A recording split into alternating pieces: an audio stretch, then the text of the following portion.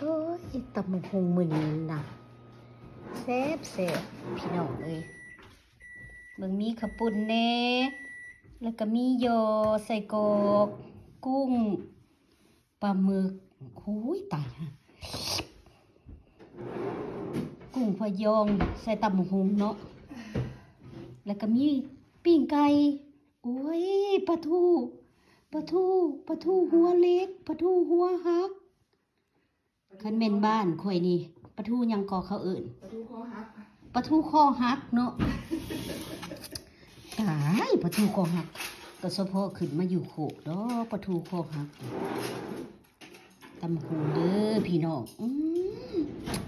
ส่งเป็นตาแซ่บได้นี่โอ้ย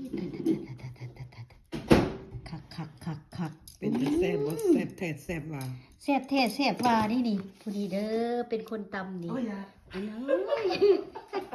เอ้ยผัดปีนก้นมายังก้นรีบมึงบ่ต้องปีนก้นมา อ๋อ ก้น อี รี นี่ บ don't do that งามตายมีอย่างอีกนี่ ปนปลาปิ้งอบไก่ อบไก่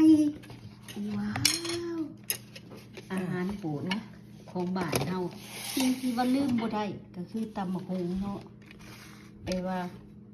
อยู่อเมริกานี่นะสามารถกินได้ทุกคาบเขาเด้อพี่น้องเศร้าสวยแรง